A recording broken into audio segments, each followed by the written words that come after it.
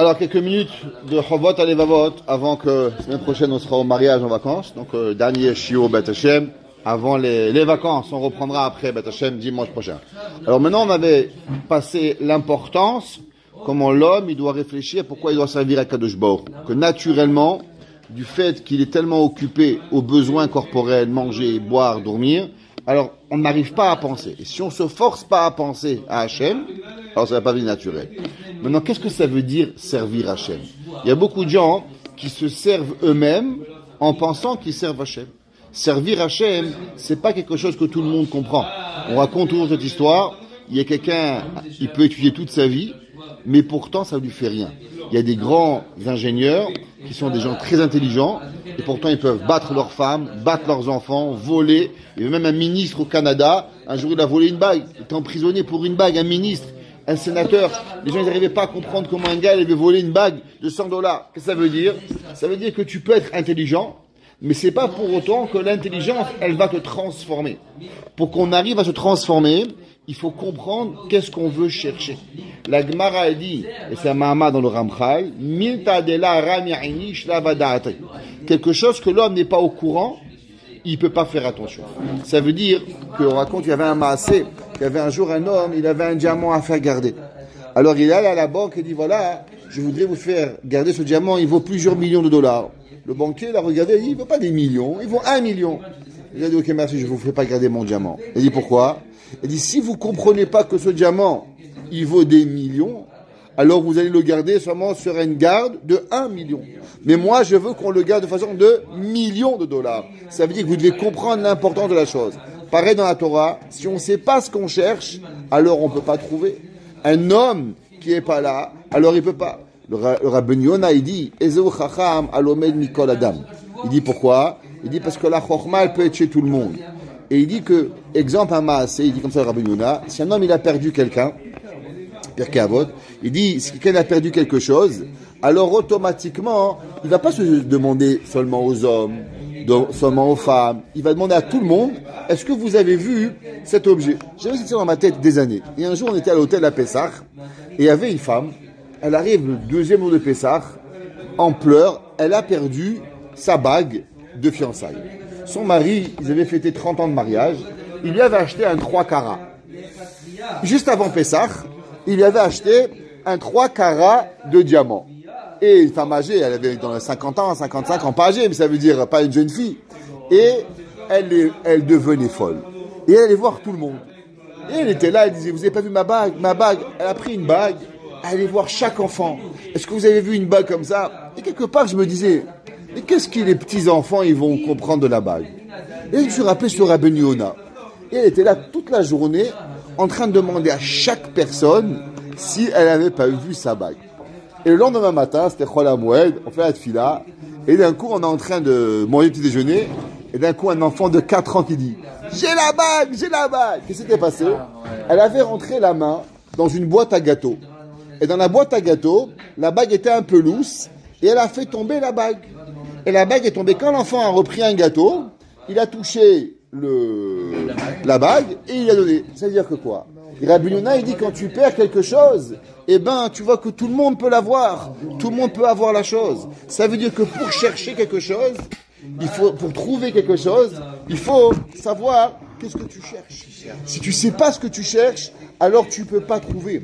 Donc quand on veut savoir qu'est-ce que ça veut dire Avodat Hashem, si on ne sait pas ce que c'est, on ne peut pas trouver. Alors il dit, Aesber mahi Avodat Hashem. Il y a des gens qui essayent, mais c'est pas parce que tu essayes que tu vas trouver. Il y a les gens qui font par exemple, qui vont l'archéologie. Alors si tu sais pas ce que tu cherches, tu vas pas savoir. Des fois tu peux croire que c'est une pierre quand c'est un os. Et toi tu dois savoir que c'est un os de dinosaure. Tu trouverais un os de dinosaure, tu serais milliardaire. Ouais. Pas qu'est-ce que c'est. Seulement tu dois savoir. Donc pour trouver, il faut savoir ce que tu cherches. Aesber maï avot Hashem ve'abeu lekama chalakim mitchaleket. Et expliquer cela, ça se sépare en plusieurs parties. Et qu'est-ce que c'est le gain de chacune des choses que tu vas chercher ou car. Ma'u avoda. C'est quoi le service? Hi shemekabel hatova ityaches be'achna'a kalte mi shehetivlo. Il dit, la première des choses, vous savez, qu'est-ce qui empêche les gens de faire du chesed? Vous savez, le chesed, c'est incroyable. C'est la plus belle des choses. Olam chesed ibani. Akadosh Baruch Hu, il a créé le monde pour faire du chesed. On va déjà expliquer que pourquoi Noach, Akadosh Baruch Hu, il avait dû créer que Noach ne dort pas pendant 1 an. Pourquoi Akadosh Baruch Hu, il avait fait un miracle que Noach, il n'a pas dormi pendant 1 an pour nourrir tous les animaux. Alors Akadosh Baruch Hu, il aurait dû faire un miracle que les animaux n'avaient pas faim pendant 1 an. Si déjà on a un miracle, alors pourquoi on n'a pas un miracle que les animaux n'avaient pas faim et que Noach, il aurait pu étudier pendant 1 an? Noach étudie la Torah. Pourquoi Hachem, il a préféré faire un miracle que Noach ne dorme pas pendant 1 an, plutôt que les animaux, ils n'ont pas faim pendant 1 an? Alors on avait rapporté, au nom du Mashgiach, que le Mashgiach, il dit, parce que le monde a été créé pour la bonté. Et Akadosh Baruch Hu, il préfère que tu ne dormes pas pendant 1 an, mais qu'au moins il y a quelqu'un qui fait du chesed pendant 24 heures sur 24. Ça veut dire que, exactement, c'est que le monde ne peut exister sans chesed. Le monde peut exister sans qu'un homme y dorme, mais le monde ne peut exister sans avoir qu'un homme qui fait du chesed. Alors Akadosh Baruch Hu a dit, je vais changer toute l'humanité, pas le jour, pas la nuit, ça je peux. Mais qu'il n'y a pas de chesed qui est créé pendant 1 an, c'est impossible, c'est pas un monde. Alors, la question, elle est, pourquoi les gens, ils ont la difficulté à faire du chesed? Généralement, ce qui empêche les gens, c'est le cas fouille tova. C'est un homme, tu fais du chesed. Généralement, c'est pas qu'on veut qu'il soit soumis à nous, mais on veut qu'on a envie qu'il comprenne ce qu'on a fait. C'est-à-dire, moi, je me suis réveillé à 3 heures du matin, je suis venu te chercher à l'aéroport, je t'ai amené à la maison, j'ai pété la pelle pour toi, je t'ai fait, le gars dit bye! Dis-moi merci quand même. Quelque chose. L'homme qui n'a pas ce sentiment d'un petit peu être mourna à avoir de dire merci, ça empêche l'autre de pouvoir faire du chesed. Pour me donner la volonté de continuer, c'est pas qu'on a besoin qu'on nous tape sur le dos. Mais quand on voit un homme, il apprécie tout ce que tu fais, alors automatiquement il arrive. Moi je me rappelle toujours, j'ai grandi une maison, Baruch Hashem, ma mère, il y avait beaucoup des invités, il y avait toujours à manger, il y avait toujours à boire. J'avais jamais vraiment compris que Bémet, c'était pour nous. Je me rappelle le premier vendredi soir quand j'étais seul avec mon épouse, on s'est mariés, et j'arrive à la maison, et je vois des chalotes, des salades. Et la première chose qui me frappe, j'ai dit, mais c'est pour moi tout ça. Ça veut dire que quand t'as à la maison, t'as des frères, t'as des soeurs, t'as un père, t'as un mère, des invités. Bon, tu fais partie d'un groupe. Mais le premier vendredi soir que tu rentres à ta maison, et tu vois une table, tu vois une assiette, tu vois des verres, tu vois tout propre, une belle table, des fleurs, à manger, des salades. La première chose qui te frappe, c'est quoi? Waouh, c'est pour moi tout ça. Et là, tu comprends combien d'efforts il est rentré dans chaque chose. Il dit, Chovot alevavot. L'homme, ce qu'il a besoin, c'est d'avoir de la achna'a à celui qui est métivotra. Un homme qui doit te donner, tu fais du bien, tu dois avoir le sentiment, waouh, à combien je suis petit par rapport au chesed qu'il m'a fait. Si tu penses que c'est un droit que tu as, tu vas jamais avancer. Si tu penses qu'on te doit rien, et que tout est un cadeau, et que tout est une gentillesse, alors automatiquement, tu vas pouvoir avancer. Quelques jours, quelqu'un qui m'a appelé, Tana sur le rabbin de la communauté. Ouais, le rabbin, comme ci, comme là, là. Vous êtes marié, monsieur? Ouais. Depuis combien de temps? 2 ans. Combien de temps vous fréquentez votre communauté? 5 ans. Je vous pose une question, monsieur. Combien de fois vous avez mangé chez le rabbin?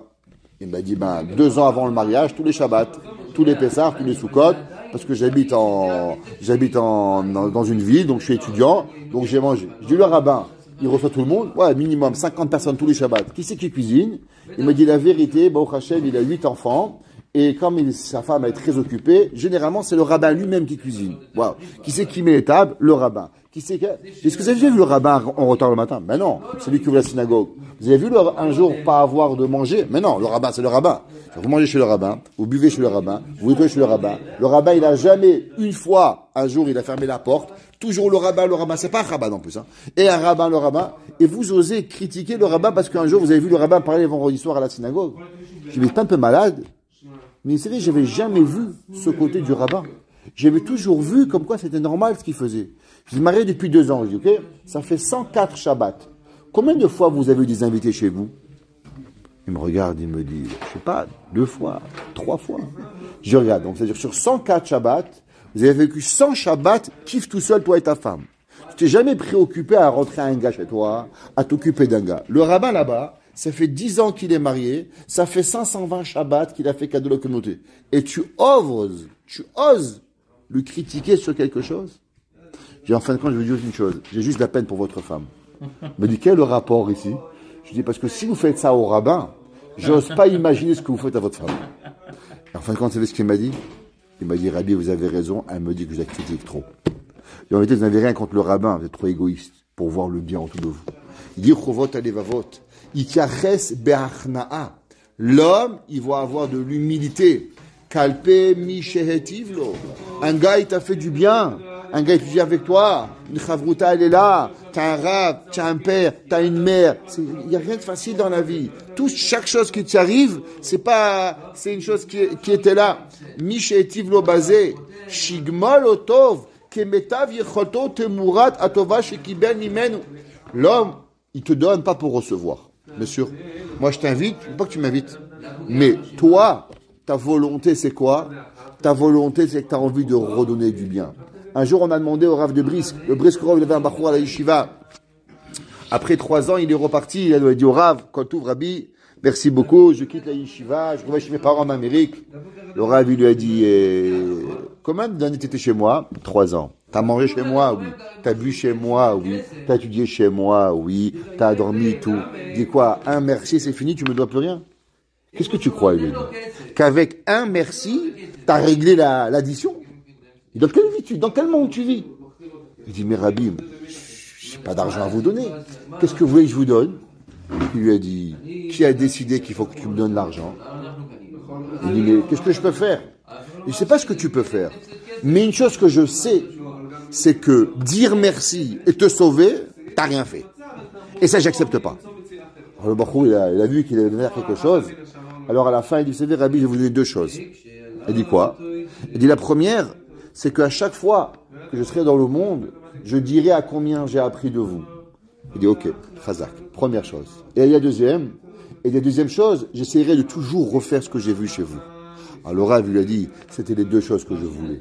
Mais sache que juste me dire merci et croire que tu t'es acquitté de 3 ans à la yeshiva, manger, boire, dormir avec un merci, bye bye Charlie, ça ne m'intéresse pas. Le Shla Kadosh, il raconte qu'il y avait un homme, il avait 10 enfants. Il avait 10 enfants. Il a amené le premier enfant, il lui a dit, écoute mon fils, je suis maintenant un homme âgé, qu'est-ce que tu vas faire pour moi? Il a dit, papa, tu sais, j'ai un gros business. À partir de maintenant, tu vas recevoir un chèque de mon business tous les mois. T'inquiète plus, va à la retraite, t'es payé. Le père lui a mis une gifle, il dégage. Et après le deuxième, comme ça, 3e, arrivé au 10e. Il dit, mon fils, ce que j'ai fait pour toi? Il dit, papa, tu m'as donné la vie, tu m'as marié, tu m'as donné, tu m'en as mangé. Il dit, qu'est-ce que tu vas faire pour toi? Il dit, rien.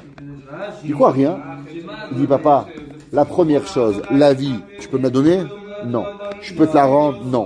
Moi, je peux rien pour toi. Il m'interroge tellement. Il dit, oui. La seule chose que je pourrais faire pour toi, c'est tout ce que tu m'as donné, je ferai à mon fils. Quand toute chose que tu as donné, alors tu sais que c'est pas parti en vain. C'est une continuité. Les netzach. Tu m'as donné à la vie, je donnerai la vie à mes enfants. Tu m'as donné à manger, je nourrirai mes enfants. Tu étais gentil avec moi, je jouerai avec mes enfants. Alors je te garantis le nitzriout. Il a dit le Shela Kadosh, la gentillesse, c'est pas tu me donnes, je te redonne. Bien sûr, je te dois dire merci, je dois être gentil avec toi. Mais la plus grande nitzriout, c'est tu me donnes, je lui donne. Lui, il donne. Et qu'est-ce que tu viens de faire? Tu viens de créer une chaîne de chesed. En me disant merci, en te disant, en faisant un chesed, j'ai eu envie de continuer, je redonne à un autre, et à un 3e, et là je viens de créer une chaîne de netzriout, de chesed. C'est ça Avram Avinu. Et kol ha-nefashot asher asu. Pourquoi asher asu? Pourquoi il n'a pas dit asher nivreu? Parce que c'était la asiya. Avram Avinu, il faisait du chesed, et il apprenait aux gens à faire du chesed. Ça veut dire que l'homme, c'est pas suffisamment de faire du chesed à quelqu'un, donne aussi à l'autre l'apprentissage de pouvoir faire du chesed. Ça que l'homme on est bachour, l'homme il prend de n'importe qui. C'est la vie comme ça. À un moment de notre vie, on est preneur. Il y a 2 genres de personnes. Il y en a qui restent preneurs pour le reste de leur vie. Et il y en a qui viennent, ils prennent, et après ils donnent. La Torah, elle déteste tellement l'égoïsme, c'est que la Torah, elle dit que même dans le limud à Torah, c'est quoi le limud à Torah? L'ilmod ou les lamed. La Torah, vous savez, c'est pas écrit une fois dans la Torah qu'il faut étudier. Pas écrit. La seule fois que c'est marqué la Torah qu'il faut étudier, c'est où? Veshinantam levanecha. Rambam dit que du fait que tu dois enseigner, la Gemara avait dit bar tabam, la Gemara dit bar tabam, le bar betelin, marquette on apprend, qui met le chiyuv, mais le rôle des poskim dit c'est veshinantam. Vegatabo imala, c'est dans Yoshua, c'est pas la Torah. Ok? Hein? La Gemara dit venimatem, mais c'est pas parce que le rôle. Ou chazak, non, ça c'est pour faire, mais le limud de la Torah pour étudier. Non, là-bas sur le limud, tu regardes, le rôle des poskim dit c'est un limud pour pouvoir arriver. Mais le limud que tu connais, d'où tu sais que tu as un chiyuv, le rabbi Vishinantam levanecha. Du pasouk. Le rôle des poskim, ils apprennent que le chiyuv, Vishinantam levanecha. Pourquoi? Parce que quand tu es mélamed, tu apprends. C'est pour ça que le Rabbi Chaim Wasserman dit, pourquoi il n'y a pas un chiyuv de Birkot Torah et d'après le Shulchan Aruch, il n'y a pas même pas Mekayem, Mitzvah Talmud Torah, par exemple le Rambam et le Taz, le Magen Avraham et le Taz, par rapport à quand l'homme y réfléchit. Il dit pourquoi quand un homme y réfléchit, il n'est pas Mechal du Birkot Torah, et quand un homme il écrit, il est oui Chal du Birkot Torah. Il dit pourquoi? Quelle est la différence? Les masses et les mots, ils ne sortent pas de ta bouche. Il dit Rabbi Hanan, parce que quand tu réfléchis, il n'y a que toi. Alors quand il n'y a que toi, c'est pas du limoud. Mais quand tu écris, quelqu'un d'autre il peut lire. Quelqu'un d'autre il peut lire, Azimken il est Mekayem Talmud Torah. C'est que la Torah déteste l'égoïsme. C'est que même le Talmud Torah, que tu es tout seul, ça ne vous intéresse pas. L'homme, il ne peut pas être égoïste. Il dit, le Chorot Levavot, et ça, comment l'homme il devient l'humilité en deux façons. Quand l'homme il devient forcé, sous la pression. Il y a deux choses qui forcent l'homme à devenir une meilleure personne. Vous savez, le Rav de Brisk, il a dit, il s'est sauvé. Il s'est sauvé de la Lituanie durant la guerre et il est arrivé en Suisse. Quand il est arrivé en Suisse, il a dit, waouh, je vais trouver des des rabbins, des génies. Pourquoi? Il n'y a jamais eu de guerre en Suisse. Donc sûrement les rabbins, doivent connaître tous les enfants, le chasse, la Gemara, Bavli, Yerushalmi, le plus. Quand il est arrivé en Suisse, ce qu'il a vu, les plus grands Amaharetzim du monde. Il dit pourquoi? Il dit parce que du fait qu'ils n'ont jamais été poussés par le dos, ils apprenaient rien. Il dit le Rav de Brisk, il a dit que l'homme n'apprend que quand on lui met un petit coup de pied par derrière. Il dit à un enfant, ça va mon fils, fais ce que tu veux, hein? Ben généralement il n'apprend rien. Un professeur qu'il faut un peu être dur, attention, devoir, il ne faut pas dire qu'il faut frapper les enfants, mais être un peu de sévère, sinon tu n'apprends rien du tout. Il dit le Chovot et Levavot, qu'est-ce qui fait qu'une personne, elle devient meilleure? La première chose, la peur de la punition. Deuxième chose, l'envie de la récompense. Ça veut dire qu'en vérité, c'est l'éducation. C'est quoi l'éducation? Un enfant, il a peur de son père, il a peur de son professeur, et aussi des petits bonbons pour pouvoir le faire avancer. Le Rambam est dans Shmona Prekim. Comment on éduque un enfant? Il dit le Rambam, on dit regarde, tu vas avoir Olam Haba, tu vas devenir un Tamid Chacham. Ça s'appelle le Shelo Lishma. Avec ça, l'enfant. Et de l'autre côté, qu'est-ce qu'on apprend? Ira Shamayim, Ira ve'ahava. C'est les deux principes. Le lachatz, de ne pas vouloir aller au Geinam, et la volonté de vouloir à la fin un compte en banque plein. Vacheli kasheni, ça c'est la plus importante. Hachna'a meratson tov. Il est quand l'homme, il a l'humilité de sa volonté de bien. C'est quoi? Comment ça vient? Il dit hanovaat mitor havanat hachova. Il dit de comprendre l'obligation. Comme je vous ai expliqué, si vous ne comprenez pas ce que c'est un diamant, vous ne pouvez pas être diamantaire. Un diamant, chaque diamant vaut $5,000. Tu en as 10 sur la table, tu as $50,000. T'en manques un, tu viens de perdre 5 000, tout ton bénéfice. Un gars, il ne fait pas attention sur ses affaires, il en perd 2, c'est fini, il a fait faillite. Oui ou non? Moi, j'avais un ami, il avait une compagnie de bagues. Il perdait de l'argent. Ils n'arrivaient pas à comprendre pourquoi. En fin de compte, ils se sont rendus compte, j'ai amené à une grande compagnie, quand ils coupaient l'or, il y a des grammes d'or. Ils avaient un employé, il leur piquait toute la poussière. Mais cette poussière accumulée, tous les jours, ils partaient avec 1 gramme, 2 grammes, 1 gramme. Mais à la fin du mois, ils prenaient 60, 70 grammes d'or qui étaient perdus. D'or, d'argent, de titanium, tous ces matériaux, ils leur volaient. Leur bénéfice était là-bas. Et quand ils ont compris cela, quelque chose qui a l'air insignifiant, c'est ça qui a fait. Havana, comprendre ce qui arrive. Achova ve'ayigayon, liyaches gedula, Veromemut les miché ou nichna les fanav. À combien l'homme, il doit savoir qu'est-ce que le Bokhu il te donne. Il y avait un jour un homme qui s'appelait Rav Avigdor Miller. En bas de chez lui, il avait une pharmacie. Il avait une pharmacie Rav Avigdor Miller. Vous savez, comme Pharmaprix. Bon, il y a de tout là-bas, à manger, à boire. Non, Rav Avigdor Miller, celui-là, le Rav avec le livre, exactement. Rav Avigdor Miller, tous les jours, en bas de chez lui, il avait un Pharmaprix. Et tous les jours, avant d'aller à la yeshiva, il rentrait à la pharmacie, il circulait dans les rayons et il sortait. Un jour, le pharmacien était un juif, il dit, Rabbi, est-ce que vous cherchez quelque chose? Tous les jours, vous rentrez, faites un tour et vous achetez jamais rien. Il y a sûrement un produit que vous voulez, dites-moi ce que vous voulez, je vais vous le trouver, Rabbi, ça me fait la peine. Il dit non. Et qu'est-ce que vous faites ici? Je vois, il y a un rayon pour la fièvre, un rayon pour le mal de dos, un rayon pour les mal des yeux, un rayon de médicaments, un rayon pour ci, un rayon pour là.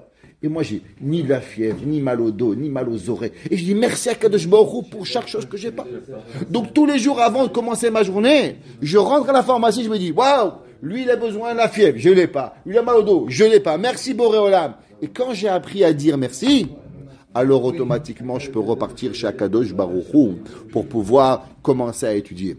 Il dit le Tosfot Ba'alei Zekenim. On sait que combien elle est la plus grande bracha. La plus grande bracha, c'est 100. Pourquoi? On sait que chaque jour, on doit remercier Kadosh Baruch Hu 100 fois. C'est marqué Atikrema et la Mea. 100 brachot par jour. Si un homme il reçoit 100 brachot d'Akadosh Baruch Hu, c'est le summum de la bracha que l'homme il peut avoir. C'est pour ça que c'est marqué que le malach de Esav, qu'est-ce qu'il a fait? Vatika Kaf Yerech Yaakov. Kaf, c'est combien? Kaf, c'est le côté. Kaf Gematria 100. Qu'est-ce qu'il a fait? Il lui a voulu taper et enlever la bracha. Yaakov a vu nous après qu'il a gagné le malach. Il a dit, qu'est-ce que je peux faire? Il lui a dit, Barechen. Et si tu veux t'assurer que le malach, il soit pas là, le mauvais malach, qu'est-ce que tu lui donnes? Bracha. Combien de bracha? 100. Moi, j'ai voulu t'enlever 100. Toi, assure-toi que tu vas recevoir 100 brachot, alors automatiquement tu vas avoir. Vous savez, tous les jours, il dit Tosfot, il y a un mot que dans la tefila on dit Shema kolenu, écoute notre voix. Barechenu, refa'enu. Il y a plusieurs brachot, Baruch ata ha'el, atov shemcha leodot. Pourquoi on dit modim? Pourquoi on dit pas modé, ani lefanecha? Le matin on dit modé, ani lefanecha. Pourquoi la prière on dit modim anachula? Tosfot il dit que modim gematria 100. Et il dit que tout celui qui sait dire merci à Kadosh Baruch Hu dans sa vie, tous les jours, merci Hachem, mais vraiment du fond de son cœur, Akadosh Baruch Hu, il est mevarech oto bechol yom b'mea brachot. Le Chida, il dit, modim anachnu lach. Il dit combien la personne, elle peut avoir. Si l'homme, il veut recevoir la brachot, combien? Il y a behemet 100 fois de brachot. C'est quoi la neshama, la gematria de lach? Modim anachnu lach. Lach, c'est kol. Kol, c'est 50. On sait que dans la vie, il y a deux choses. Il y a 5 ans dans le spirituel et 5 ans dans le matériel. Modim anachnu, nous on te remercie à Kadosh Baruch Hu d'avoir anachnu, parce que nous, qu'est-ce qu'on peut donner? Seulement l'art. Nous, on peut recevoir seulement 50. Mais toi, Kadosh Baruch Hu, tu nous donnes le deuxième 50 qui va devenir avant la bras. Donc, modim anachnu l'art. Il dit le Chida que l'homme, quand il s'arrête à modim, il doit savoir que s'il dit vraiment merci à Kadosh Baruch Hu, comme il disait Rav Avigdor Miller tous les matins, merci pour mes pieds, merci pour mon dos, merci que j'ai pas mal aux yeux, merci que j'entends, merci. Alors, Kadosh Baruch Hu, il me varech otcha b'mea brachot. Et il dit le chovot alevavot. L'homme, il doit savoir à combien tu dois remercier à Kadosh Baruch Hu pour pouvoir avoir. On ne sait pas ce qui pourrait nous arriver. Anovat mitoch havanat achova. Gam im enu mefached mimenu velo mekave lekabel mimenu sachar. Et l'homme, il doit savoir que ça, même si Béhémet, il n'a pas peur de Dieu. Ton père, tu n'as pas peur de lui. Mais pourtant, tu lui dis merci. Pourquoi? Ton père, tu veux lui dire merci parce que tu veux un autre cadeau. Tu t'as marié, Baruch Hashem, il t'a fait, Baruch Hashem, il t'a donné, Baruch Hashem, il t'a donné la vie. Tu veux rien. Mais juste le fait que tu es heureux de lui dire merci, alors tu dis merci à quelque chose. Et dire, ça c'est le deuxième summum que l'homme demande. Baruch Hana Leolam. Amen.